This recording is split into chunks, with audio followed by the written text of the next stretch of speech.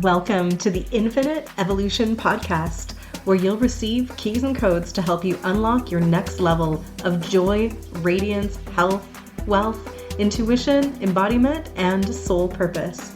This is a space for lightworkers, healers, spiritual entrepreneurs, and anyone who wants to share their soul gifts with the world. We'll be exploring personal, spiritual, and professional growth and ascension through both the esoteric and magical and the tangible and practical.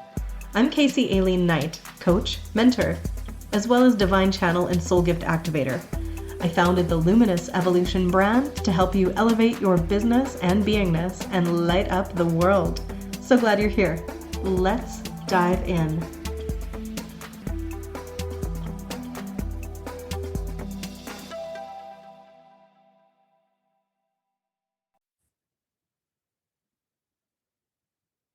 Amazing. Welcome to a conversation that is going to be one that I think will resonate with all of the people that are listening that know they've got magic inside of them that they are here to share with the world. And I've ever felt a little bit uncomfortable or a lot uncomfortable with this fact. I am here with Nancy Cooper, who's an intuitive business and feminine embodiment coach, and we're going to be speaking into the witch wounding, which sometimes I also call the lightworker persecution complex. Basically, that energy that is disempowering to all of the multidimensional, magical, badass souls that are here to share their light with the world, who are terrified to do it because it doesn't feel safe. Thank you so much for being here, Nancy. Yeah, of course. I love this kind of conversation. So I'm excited to be here. Yeah, and you're doing amazing things in the world. You're owning your magic. You've got incredible programs that you are running online, and you are very visible. But I have a feeling that in your past, that was a bit of a hurdle that you had to overcome to actually stand up and own your magic and be the presence that you are in the world. Yeah, absolutely. When I first started my online coaching journey, I was actually coming through a very deep healing of my own, and which made it even harder to show up and to put myself out there. And I'll be very vulnerable and honest with the audience that years before I had gone through a sexual assault and had worked very diligently to heal from that in and of itself. And for those that have experienced something like that, we know how it can affect us in a way of showing up just in general, where it can, for me at least, it impacted the way that I dressed. It impacted the way that I presented myself as a human being. And so it took years of deliberate action and deliberate work to even feel comfortable being even a woman again and feeling a connection into my body again. And so when I started entering into the online space, it was a few years from that, and it was a whole new hurdle because I had finally gotten to a point where I was, even wearing makeup again and trying to, dress in a way that I liked and I enjoyed and felt comfortable doing, but then showing up in an online forum where, we can be in front of a limitless amount of people. That definitely created a massive hurdle for me. And so that's actually where I started connecting into the aspect of the witch's wound. When it came to the coaching in my business, I hadn't even known really what I wanted to do. I just knew that I was called, right? I feel like many of our listeners would probably relate to that. Like we don't even know what we're called to do. We just feel called. And so I had started by actually writing a book. We're on video, you can see it behind me, but for those just listening, and that kind of started everything before moving into the full embodiment of coaching, because the book was actually based off of past life memories that I had of being persecuted for being a witch. And I'd had those memories since I was a child. I was about 7 years old. I would remember this man that I deeply loved, but I knew I had never met in this lifetime. I was a child. And then the more that I grew, the more those memories became very confusing. They didn't make sense to me at all. And so I kind of just pushed them aside. And it was after that event that a lot of stuff started coming up for healing. A lot of stuff came up for, I think, execution as well. Like those codes within us where it's like, hey, you have a mission. And that mission was becoming activated through that intentional healing that I was needing to do. Oh my goodness. It's always awful to hear when women have trauma like this in their past because it shouldn't ever happen. But it gives me so much hope for the world when I hear about people like yourself who have alchemized it and turned that pain into purpose because you're helping other women now transmute and heal all of their wounds because this is such a common thing. Yeah. And, and it's all connected, right? As women, we just don't feel safe. We don't feel safe for so many reasons. And so learning what those reasons are on a deep cellular level, on an inherited level, it can help us become safer in general, actually, because we're now educated, we're now aware. And so we stop going into those spaces of the self-gaslighting and the self-abandonment where we're thinking, oh, well, I guess I'll just hang out with this person, even though I really don't want to, or I'll go along with this, even though I don't want to. Like we go into those spaces because we have these deep wounds of desiring acceptance, fearing abandonment, fearing rejection, and what that will look like to us. Because with that witch wound energy stored in our body years ago, that resulted in death, right? That resulted in severe persecution. And so on this level, we still feel that amount of fear. And when we don't understand that, that's when we fall into these cycles of replaying the same kind of energy that causes the same fear, right? So when we start to understand it, then we go, oh, wow, now I understand why I've been, showing up in this way, why I feared abandonment so much. And so I would self-abandon to try to not have other people abandon. And so we come into this space of acknowledgement and we just see the awareness of it. And then from that place, we're empowered and we're able to move into a new energy of self-love, self-empowerment, where we make choices that are more aligned with our intuition instead of fear. I feel that so deeply in a very different way. I was born a mystic. I always knew that I was very different. And I knew that I needed to keep that stuff locked down because people would not understand. So I didn't tell anybody for a very long time about the really mystical, magical experiences I had speaking with spirit, like receiving all kinds of visions and prophecies and seeing the ghosties. And it was very much just this thing that I was like, nobody's going to get it. Maybe I read books about people who had these experiences as well, but I didn't let out the magic that I had inside of me until I was in my, 30s, I would say, because I would maybe with somebody who felt safe. But I just did not feel safe myself to share because I was like, people aren't going to understand.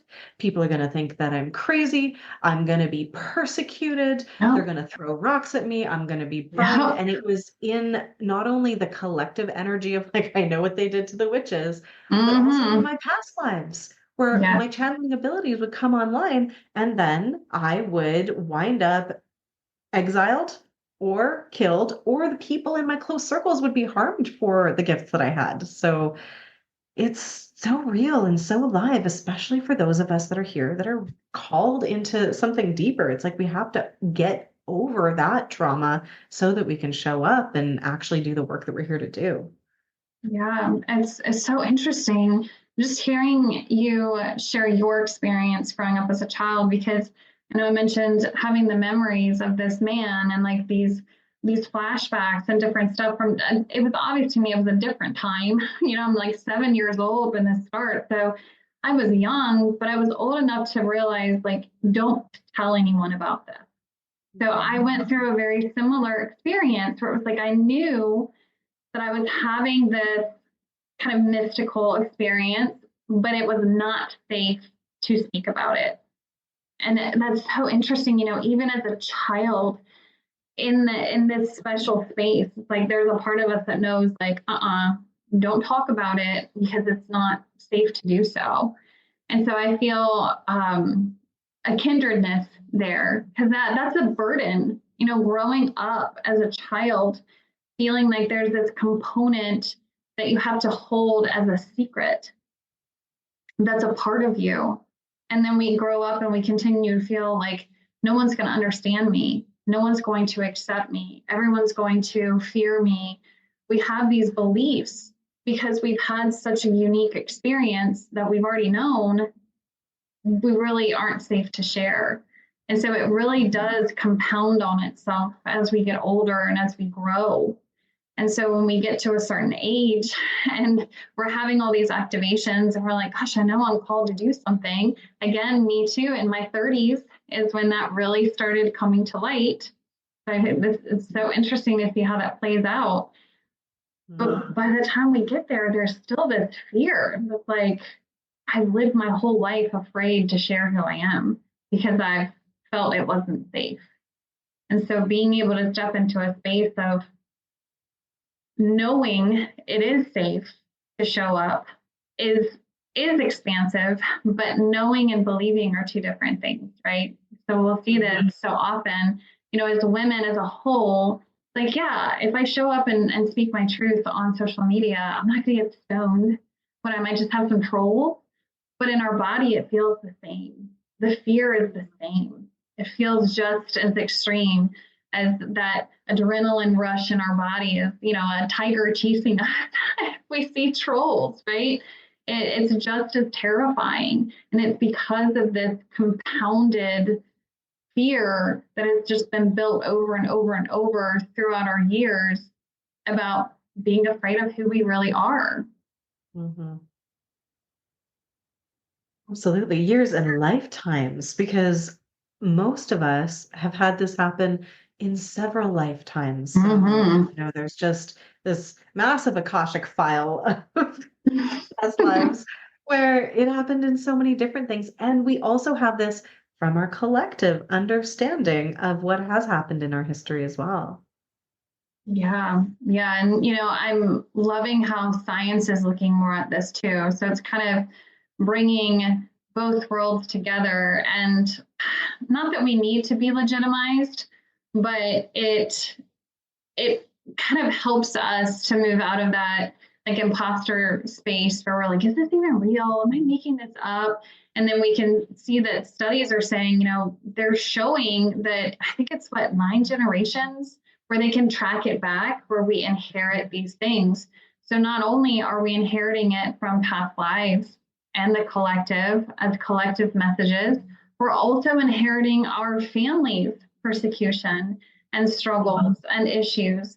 Now we could go into a whole different look on that. Maybe we were our ancestors, right? Maybe it was both. But I have this happen a lot with clients when they come in and they're like, well, I have these memories of this. What do you think, it's a relative and it's cellular memory, or it's from a past life? Like, which one do you think it is? And my answer is always the same, that it doesn't matter. Like, it doesn't matter, like we can chase that what and why all through our spiritual experiences and drive ourselves nuts, right? We'll just be chasing our tails. But at the end of the day, it's just in us. Like, it's in there. So we need to heal it, regardless of if it's ancestral or from a past life, or we witnessed it happening in a past life. That's also a part of the witch wound, because it might not have happened to us, but if we're sitting there watching because, you know, they made a spectacle out of it every time to scare everybody even more, you know? So, you know, we're all sitting there watching this going, oh my God, like I know herbalism too. Shit, you know, like, oh, so we may not have experienced that persecution ourselves, but we sure did see like, not a good thing. You're asking for trouble here. Suppress your knowledge. Don't shine too bright. And so it's a very multifaceted and a complex inherited wound we are carrying around as women. Mhm. Absolutely. And I think to some degree, men too, right? Oh, There absolutely. still are magical men, but I feel like speaking into that feminine experience, basically because we're both women, but also because Mm-hmm. there is just such a, you don't hear about warlocks being persecuted the same Mm-hmm. way as the witches. You don't. They were scientists and doctors most of the time, but not always. Not always. They did definitely experience their own type of persecution. Yeah, but that squashing of the divine feminine that Mm-hmm. happened over the last several thousand years, taking away the intuitive in favor of the rational and the very intellectual, we really lost that piece of magic that the women really truly were carrying. Yeah, I agree. I actually refer to, and I don't know if it's exactly the same thing, but I coined the term of the warrior's wound, right? So it's similar to the witch's wound, but it's this either the masculine with their part in the persecution or their Mhm. inability to stop it. And so this is a wound that they have carried within themselves. And if we really look at that, you know, we as women also can carry that, just like you're saying that the masculine can carry some of that witch wound energy. We can also carry that because at a level, who knows, maybe we were also men in some of those times that we witnessed and we saw, right? Like we don't really know, but there is a collective wound, and I love that you brought that up because it can be easy for us to just automatically say like, well, the masculine is bad, they're the problem, they're the ones who hurt and persecute, etc. But that's not, it's not a blanket statement. It's toxic masculinity that is a problem. It's wounded masculines that are a problem, just like wounded feminines are a problem. I mean, I know I didn't create the healthiest relationship environments when I was really severely in my own woundings and hadn't done healing work. So, you know, we all have a component and a part to play in this. But that wound that is also on the masculine, it's such a tragedy for our society, you know, because we do need men, right? We need that masculinity. We need that beautiful divine masculine energy that is also intuitive, that has the knowledge of genuine leadership where there's not this, well, I just have to be right because I'm an alpha, right?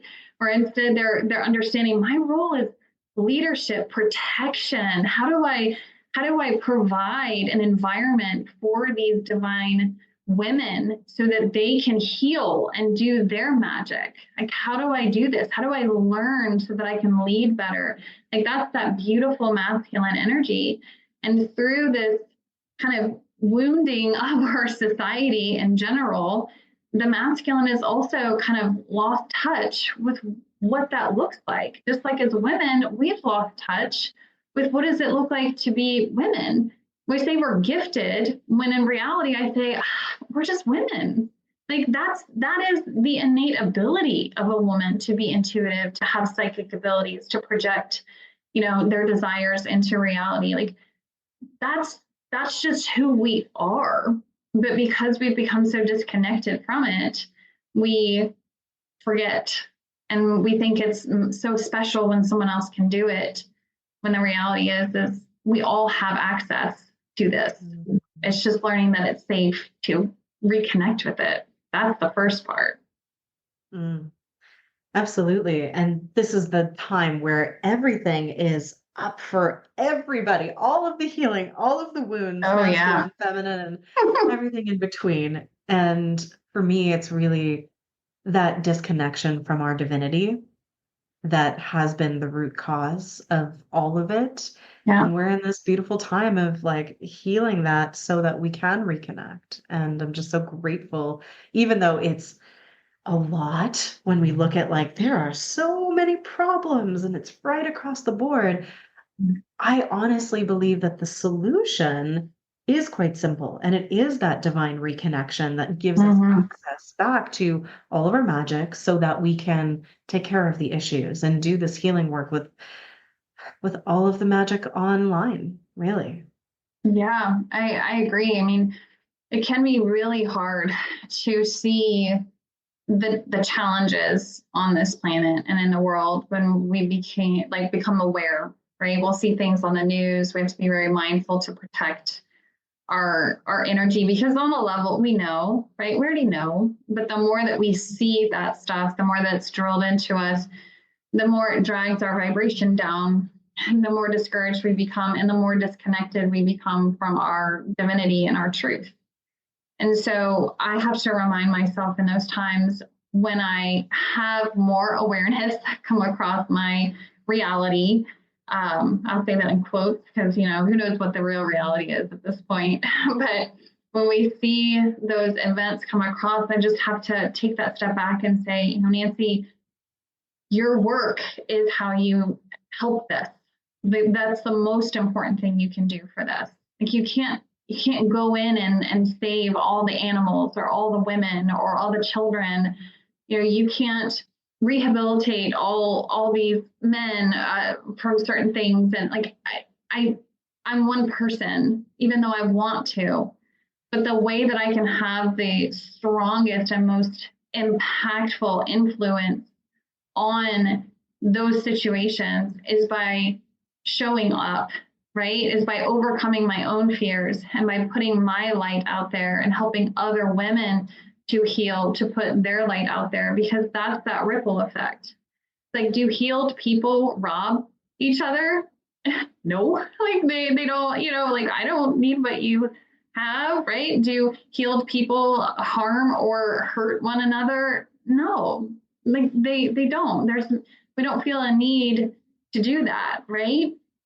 So it's when we can recognize that it's actually through our sacred work and by stepping into our power that we can have the biggest impact. That kind of brings me back to center in a way.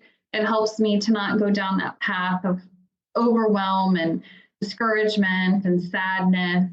And I reconnected to that truth where I alchemize that energy and say, this is why you're here. Okay. Like, this is why you need to show up. This is why you need to record another video. This is why you need to perfect your sales copy. This is why you need to make another post. It's like that driving force to continue to be present and show up, because it is through that we're going to have the most impact. Absolutely. It's really helpful for me to also remember, even though we are just one person individually, there's a whole team of us, a massive team that are all working Yeah. towards this reunification and supporting humanity. And when we ripple our work out and help the healers, it not only helps them directly so that they can do their work in the world, but it also goes into the collective consciousness. Mm-hmm. And the frequency has shifted. People are remembering their power. And since you're like me and you remember being a kid and having to hide the mystical, magical pieces, I'm sure you've also, like me, celebrated the rise of the magic back into the zeitgeist, into the culture. I Yeah. remember when, like 20 years ago, I mentioned on an online forum that I could talk to crystals, and somebody was like, "You're schizophrenic. You need to be locked up. You're a danger to society. You're a menace." Oh, Like, oh my wow. God, right? And I was like, "Well, that seems like an overreaction, but okay." Yeah, that's an And now, extreme analysis right there. I know, a little Like, thank you extreme, for but your okay. diagnosis. Like, okay, like what are they, like a janitor? Like, and you know what I mean? I find that such an odd thing, like, sorry to derail, but like such an It odd was thing in the online world. It's like people are so quick to throw out these diagnoses, and it's like, who are you? Like, you, what? And then we like take it so personally, right? Like it's like valid. It's like this yeah, person has no education. Like you can't diagnose somebody with anything based on one post. You know what I mean? Like it's just like, okay, thank you. Thanks for that. for sure. And some of that Gracious. will still exist. Of I course. don't take it personally. I was like, I'm actually the most mentally stable person that I know, so that's fine. But the That's why I have difference conversations with now, myself, right?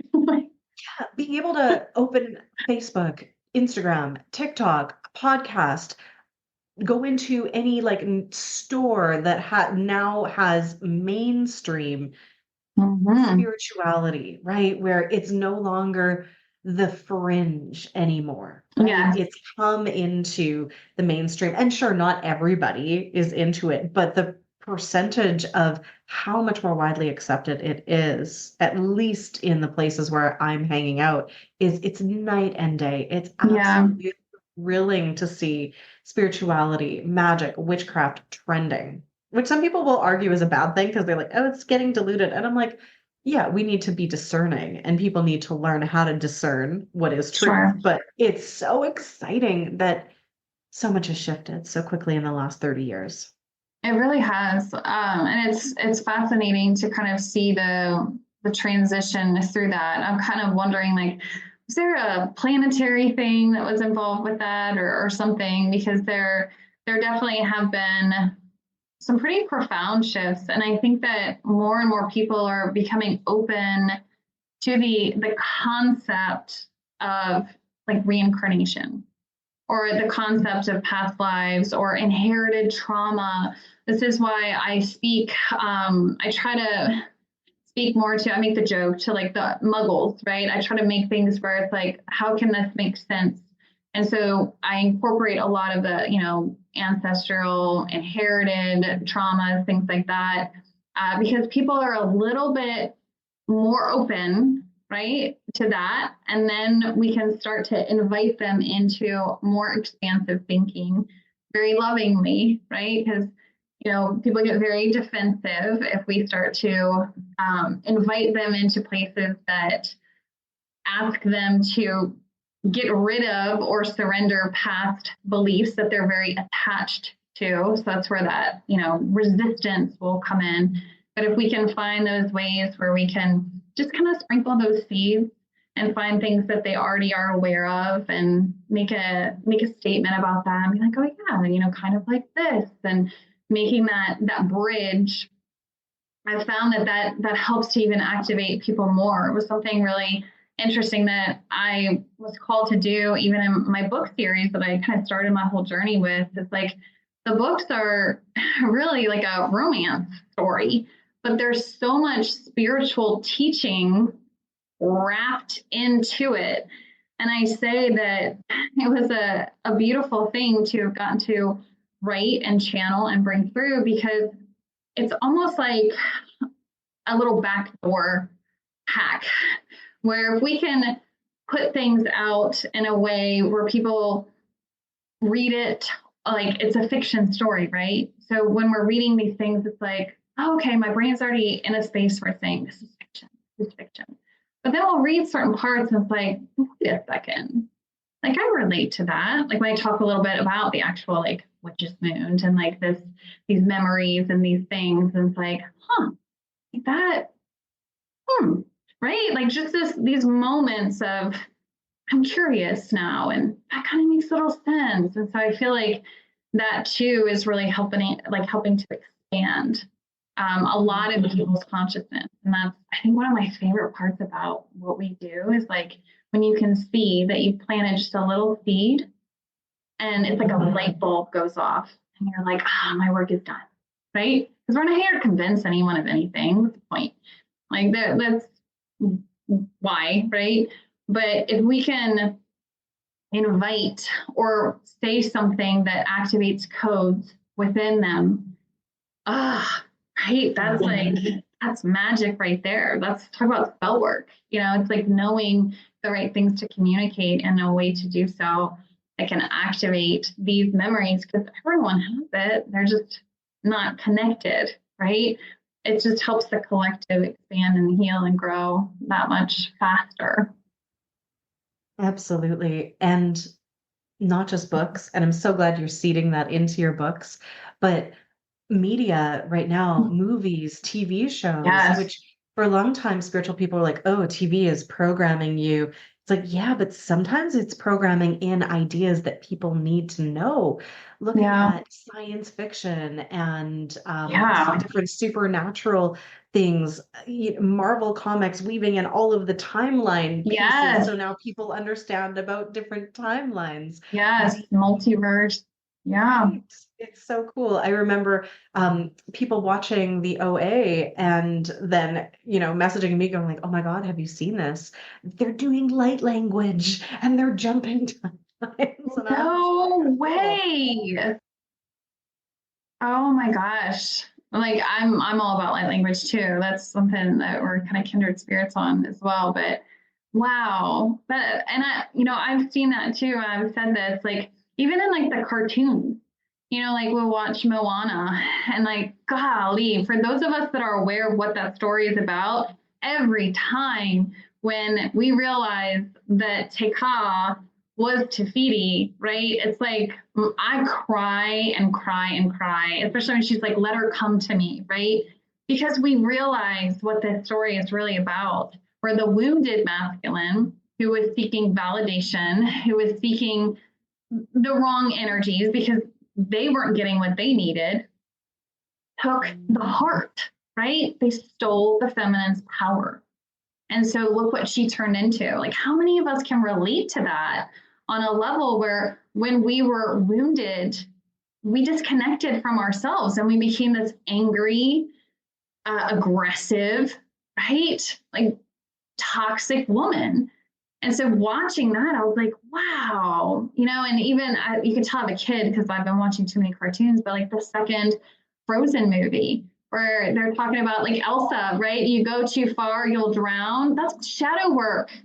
That was all about shadow work and finding yourself through shadow work. But you have to have people who love you to support you through that because you can go too far alone and you can get stuck there. And it's usually through that shadow work, though, and you have people around you, like mentors like you and myself, who can help support that. They don't get stuck and then they find like how Elsa stands in her power and finds who she truly is and embraces her true magic. That's the exact same thing as shadow work. I also have a child who's in this age group, and witnessing the difference between the stories that we had when we were young versus the ones now. Like Disney's killing it, and some of the other movie companies where they're putting out something like the ones you're talking about, Encanto, all about healing intergenerational trauma and magic. And oh my Oh, gosh, yeah. it is in the zeitgeist, in the culture. People are being primed for this revelation that's happening right now, this unveiling of what's been hidden and what's been secret. And so it's already happening. And there are so many more people being called now than ever before. So, how would you speak into this work, this healing of the witch wound for women, especially that are listening, that are feeling this call and they're wanting to do more? What can they do to feel safe in their bodies to share their Yeah. magic? So something that I actually created, because again, everything started with me with the witch's wound and with that energy. And so I studied it a lot. So I have a psychology background and I'm all about like kind of bridging the gap between like super woo woo and like more sciencey stuff. And so I love being in that space. But as I studied women, really, as I was working with them and supporting them, I actually realized that we have different archetypes within the witch's wound. And so I kind of coined those as the witch's wound archetypes. I would highly recommend that they take the quiz to learn what their archetype is, because those archetypes are associated with a specific type of persecution. And they are so eye-opening when we can discover what our archetype is and understand, oh my gosh, this is what happened to a past version of me or my ancestor. Now this makes so much more sense. And there's something so profoundly powerful in awareness, right? When we just start seeing things and we start connecting it, it's like, no wonder I have always struggled with this. This makes so much sense. And so by taking that quiz and learning their archetype, they're also going to not only understand more of what happened in the past, but they're going to get some steps as well that they can take for their unique archetype. I'm all about, one size does not fit all, right? So understanding this specific archetype needs a specific process for healing versus a different one.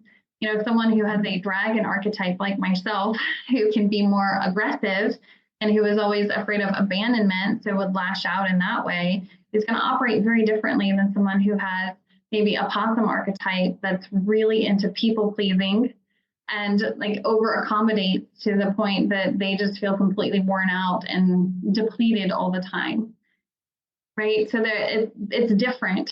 And so understanding those different things, and it helps us to understand ourselves better, but also understand the process to move forward. I will definitely drop that quiz link in the show notes. And now I am so curious to go and actually do it myself. It's honestly really introspective. Yeah, it's very introspective, and it's interesting because there's like a foreword on it where it's like, look, you've got to answer this from your like wounded energy. So like maybe now, we're in a more healed energy and we're like, I wouldn't do that. But what would you do 20 years ago? What would you do when you were really activated? Because it's a shadow aspect of us. So we have to really let her come forward and say, yeah, I would have done that. Like I would have, broke up with them before they could break up with me. That's what my dragon would have done. Absolutely. But now I allow things to play out and I don't form that type of attachment where I've placed my sense of worth on a partner. And so I just let it play out. And if someone doesn't kind of hang around, they don't hang around, and that's fine. I move on. But that's not how I used to be, right? So it's a very interesting and introspective process, even just answering the questions, because none of them are ones that are from like our highest version. It's like, what would you have done? So we're kind of like, a little called out here.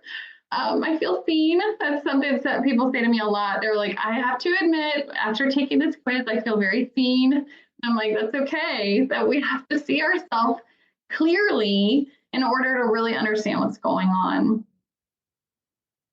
Absolutely. And that's such a great tip, especially if you were talking directly to me, like, what would you have done? Because I have done a ton of healing work around this, and I love that to get a more accurate result. It's like, go back to before you did the work. Yeah. How would you have showed up? Answer from that space.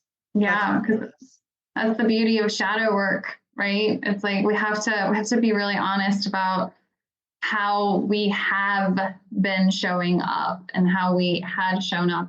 And there's something really magical about it too, because I learned, let's say, for example, the dragon archetype, we have specific places where we have more magic, I guess. Like each one has their strong suit. And so the dragon, who's usually very guarded and protective. If we think about a dragon, they've got all their treasure hidden in their cave and they're ready to blow fire on anyone that they think is a potential threat. I mean, this is dragon energy. This used to be me to AT. My heart was so guarded. It was so guarded. Don't come near. I don't want a relationship. I would be the one who, someone would show interest, and then right when they showed interest, I didn't want them, but I always wanted the people that weren't available, right? Because it was safe. So this was my self-sabotage and like playing out these cycles because I was protecting my heart. And so there's a part of us that knows if we go after someone who's not available, like we really aren't going to get but so hurt because they can't break our heart because they're already with somebody else, right? So by understanding this, we also learn where some of our magic centered. And for the dragons, it is their heart. They are powerful, powerful manifestors. They're very powerful at manifesting, and it's their heart center that is their power center. So someone who would be like the sheep who's afraid to say the wrong things all the time, their throat is their power center. But it's because that's where their power is. That's what they're most protective of. And so it's so eye-opening as we see all this, like, oh my gosh, like it just makes sense.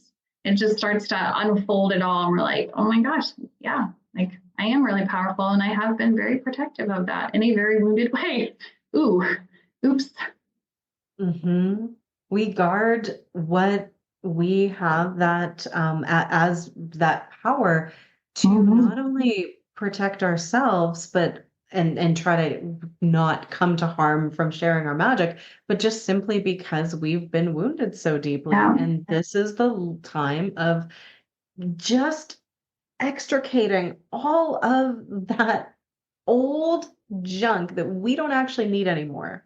And this Correct. is the thing, the ego has been driving the bus for so long because we've been in this time that we didn't feel safe in. We have all of these old wounds. It's all coming and bubbling up to the surface to be illuminated and healed. And like that's just getting us back to baseline. Once we have access to our power again, Yes. that's when things get fun. That's when you get to access your creation energy. And when life actually becomes this really amazing co-creative adventure. Yeah. Yeah.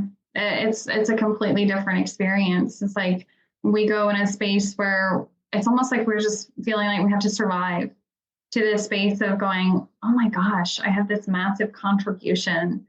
Like, how do I make this happen? And that fuels us. Like every day we wake up with that passion in our chest and our heart. Are some days harder than others? Of course. Do we still get discouraged? Of course. But when that light has been lit and reactivated, there's no other like pleasure. Honestly, it's like a completely different joy that I've ever felt from anything else. hmm So if somebody is really deeply in that process of doing the shadow work and doing the healing, I just really want them to hear us right now saying it is so worth it to do this work, even though it's painful to excavate Yeah. all of that pain. The other side of it is so beautiful. You can't even imagine. Yeah, I agree. I mean, it's like going from a storm to like the meadow with the rainbow. I mean, it really is. Like it really is. That's the best like metaphor I can give. It's like there is something on the other side. And there's that hope and that joy and that soul satisfaction on the other side. So please, just a message lovingly from I think both of us, like keep going, do it because we need your magic. This world needs you and for you to be in your power. Exactly the message that I have been trying to scream from the rooftops for Mhm. the last few years, because now is the time. I think so many of us have been in waiting mode, waiting Yes. for something to shift, waiting for something to happen, waiting for us to be ready. But like the time is literally now. So if people are wanting your support to work with you, to find out more, take the quiz. Where else can they find you? Yeah, so I mean, I have a Facebook group community where I like to share lots of different videos and different educational things. I think right now my YouTube is going to be the most educational for those that are just kind of wanting to dig in and get a vibe and get a feeling. That's where I've really been called to show up because I've got that knowledge and it's interesting as my old dragon energy. I used to be so afraid to share like what I knew, right? Because like I was hoarding all that too. And now I'm like, oh man, I got like we gotta share it. No more gatekeeping, like no more of this like hidden secrets. So I'm educating so much on there. And then of course I have my website as well if they want to go and check out all my offerings and different ways to get supported by me. Hmm. Beautiful. I'll have those all listed out for people so that they can, yeah, dive in more to this witch wound healing Yes. and access more of their magic. Yeah. We need it. We want it. Absolutely. This is what it's all about right now. And yeah, it is such a pleasure to talk to other beautiful women who are doing similar but different work in Yeah. the world, because it just also relaxes me to know that I don't have to help everybody, because there are so many Right? others on the team who are helping out in, yeah, similar but different ways. It's Yeah. all happening now.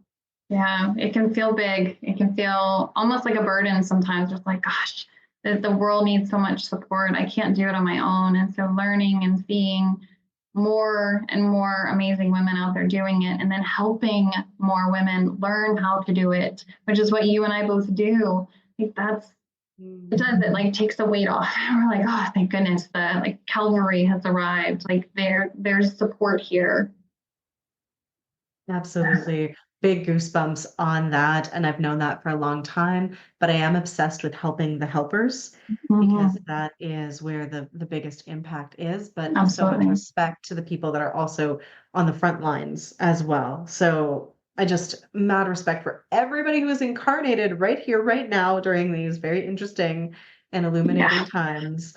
But I have a gift of being able to see and feel the future, and where we are headed is absolutely just so bright and shiny. And when we access our magic, it's like illuminated from the people's hearts. Yes. Incredible. Yeah. Nothing can stop that. Nothing. No, it's amazing. Nancy, thank you so much for being here with me. I have thoroughly Thank enjoyed this you. conversation. Is there any final word that you want to share with people that are listening about tapping into their magic and owning it? I think my biggest encouragement is going to be that if you feel that in your body, that you're meant to do something, just start. Just start. Start doing something, even if you don't quite know what it is.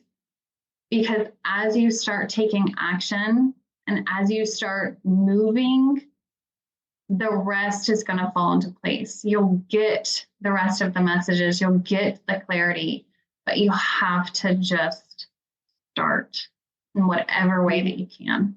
Just start. You don't have to know all the steps before you take the first one. Exactly.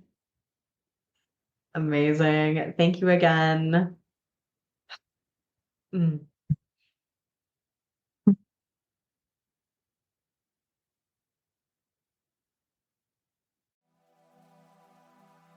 Thank you so much for tuning in.